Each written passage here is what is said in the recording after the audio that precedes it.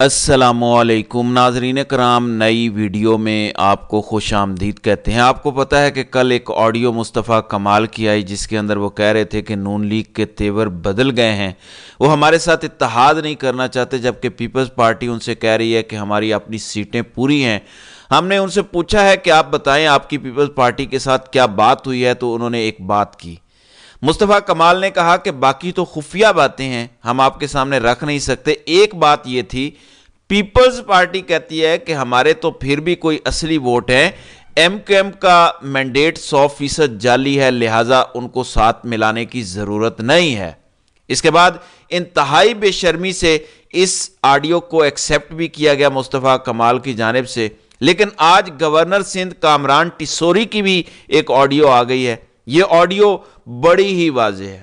ایک تو کامران ٹیسوری نے کہا کہ ہمیں جب انہوں نے کہا کہ آپ کا مینڈیٹ 100% جعلی ہے، تو وہ کہتے ہیں کہ ہم نے بھی انہیں کہا کہ اگر ہمارا مینڈیٹ 100% جعلی ہے تو آپ کا بھی تو 200% جعلی ہے، آپ بھی تو ہارے ہوئے ہیں، پوری رات ٹھپے لگتے رہے ہیں اگلے روز، اور آج تک رزلٹ آپ کے حق میں بن رہے ہیں، تو آپ کا مینڈیٹ تو 200% جعلی ہے جو ہمیں آپ 100% جعلی کہتے ہیں۔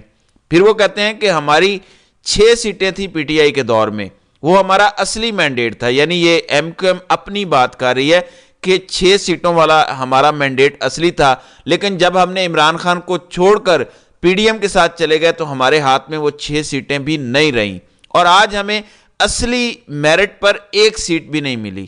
اب ہمیں 17 سیٹیں دلوائی گئی ہیں اور یہ کہتے ہیں کہ آپ ہمارے ساتھ حکومت میں بیٹھیں، آپ کو گھسی پٹی ایک وزارت دے دیتے ہیں، آپ گورنر سندھ کا عہدہ بھی نہیں دیتے۔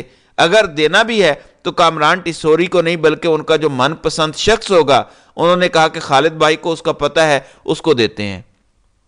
پھر انہوں نے کہا کہ یہ ایک ایسی حکومت بننے جا رہی ہے پی ڈی ایم کی جن کو سال ہر سال گالیاں پڑنی ہیں۔ ابھی سے ہی گالیوں کا سلسلہ شروع ہو چکا ہے۔ اسلام آباد میں سعد رفیق اور حنیف عباسی کو گالیاں بھی پڑی، تھپڑ بھی پڑے، لہٰذا یہ تو ایسی حکومت ہے جس کے ساتھ مل کے 1 سیٹ تو کیا آدھی سیٹ بھی آئندہ نہیں ملنی، تو ہم اس گناہ بے لذت میں کیوں پڑیں؟ یعنی ایسا گناہ جس کی کوئی لذت نہ ہو، کوئی عہدہ ہی نہ ہو، یعنی اگر عہدے ملے پھر تو ہم یہ گناہ کرنے کو تیار ہیں۔ تو اب جب یہ آڈیو آئی ہے، اس نے تو سارا پول ہی کھول دیا ہے، کیونکہ ایم کیو ایم خود تسلیم کر رہی ہے کہ ہمارا یہ مینڈیٹ نہیں ہے، یہ چوری کا ہے، ان کا بھی چوری کا ہے، یعنی گورنر سندھ خود یہ تسلیم کر رہے ہیں، یہ گورنر سندھ کی آڈیو ہے۔ اب جتنا بھی کوئی گھٹیا گورنر ہو، ہے تو گورنر ہی نا، وہ یہ تسلیم کر رہا ہے کہ 17 کی 17 سیٹیں ہماری جعلی ہیں، ہمارا مینڈیٹ اصلی نہیں ہے، جبکہ نون لیگ کا بھی 200% مینڈیٹ جعلی ہے، اور ہمیں یہ آفرز کی جا رہی ہیں۔ اب یہ سارے مینڈیٹ چور جو ہیں یہ رنگے ہاتھوں پکڑے جا رہے ہیں۔ دوسری جانب موڈیز نے ایک رپورٹ جاری کی ہے، رپورٹ آئی ہے کہ پاکستان کے اندر جو حکومت بننے جا رہی ہے مخلوط، یہ انتہائی کمزور حکومت ہے، ان کے پاس عوامی مینڈیٹ نہیں ہے، لہٰذا اس حکومت کے آنے کے بعد پاکستان میں مزید تباہی آئے گی، مزید مالی خطرات ہوں گے، اور یہ حکومت معیشت نہیں چلا سکے گی، معاملات مزید منفی میں جائیں گے۔ اس سے پہلے فچ کی رپورٹ آئی، فچ نے بھی یہی دعویٰ کیا تھا، اور اب موڈیز کی رپورٹ آئی ہے کہ یہ جو حکومت آپ بنانے جا رہے ہیں یہ کمزور ترین حکومت ہے، ان کے پاس عوامی مینڈیٹ نہیں ہے، ان کے آ جانے کے بعد حالات پاکستان کے مزید خراب ہوں گے، کیونکہ یہ سارے چور اچکے ہیں، لہٰذا اب کام تو نہیں بننے جا رہا، معیشت بھی نہیں چلنے جا رہی۔ دوسری جانب آج کے پی کے میں بڑا اہم اجلاس ہوا، اس کی کچھ تفصیل میں پچھلی ویڈیو میں بتا چکا ہوں، اس میں کے پی کے 115 ارکان نے حلف اٹھا لیا ہے، غنی صاحب نے یہ حلف لیا ہے۔ اب ایک تبدیلی بھی ہوئی ہے، پہلے عاقب اللہ خان سپیکر کے امیدوار تھے، اس پر پارٹی میں اختلافات تھے، تو اب عمران خان کی جانب سے بابر سلیم کو سپیکر کے پی کے اسمبلی کے لیے نامزد کیا گیا۔ یہ بڑی اہم پیش رفت ہے علی امین گنڈا پور کی جانب سے، کیونکہ کہا یہ جا رہا تھا کہ اسمبلی کا اجلاس نہیں ہونے دیا جائے گا، مینڈیٹ نہیں دیا جائے گا، گورنر بیرون ملک چلے گئے ہیں، اجلاس نہیں بلائیں گے، تو یہ ان کی ایک بہت بڑی ایفرٹ ہے کہ انہوں نے ارکان کو بھی اپنے ساتھ ملا کر رکھا،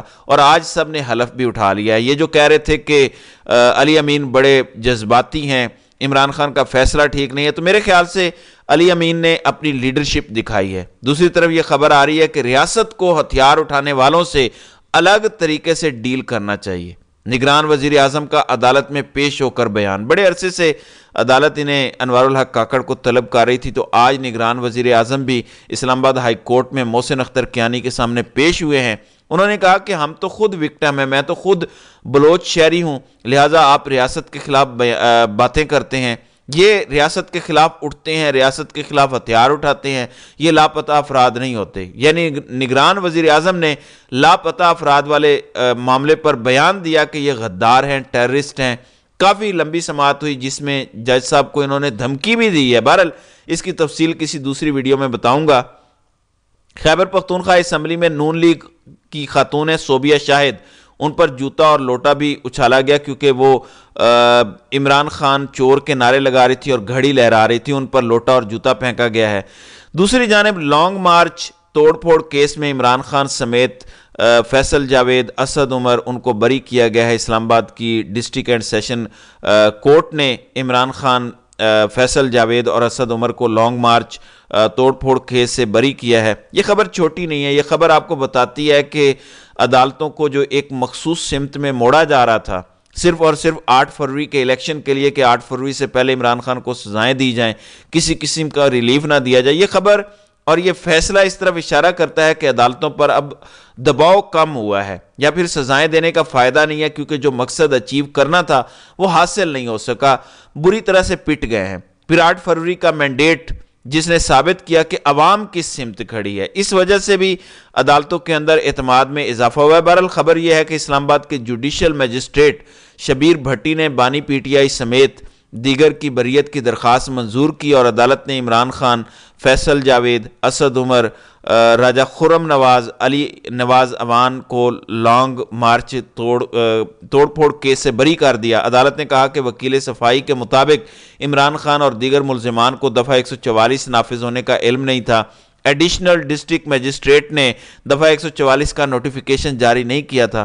फिर उन्होंने कहा कि 11 गवाहान चलान में शामिल थे, एक भी बयान रिकॉर्ड करने के लिए नहीं आया, तो इसलिए इमरान खान को बरी किया जाता है।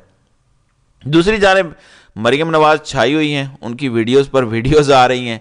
अब ऐलान किया गया है कि पंजाब में 70 लाख खानदानों को निगहबान प्रोग्राम के तहत खुश्क राशन मिलेगा।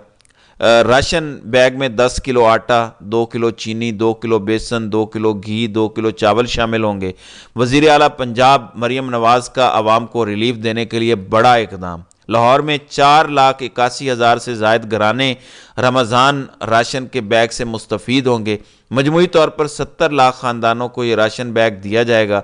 सब्ज़ रंग का ये बैग है, ऊपर कायदे इनकलाब नवाज शरीफ की फ़ोटो लगी हुई है जिसे अवाम ने जूते मारकर माइनस किया। बहरहाल दूसरी जानिब सलमान अकरम राजा की रिटर्निंग अफसर NA 128 के खिलाफ तौहीन अदालत की दरख्वास्त पर हुक्म जारी हुआ है।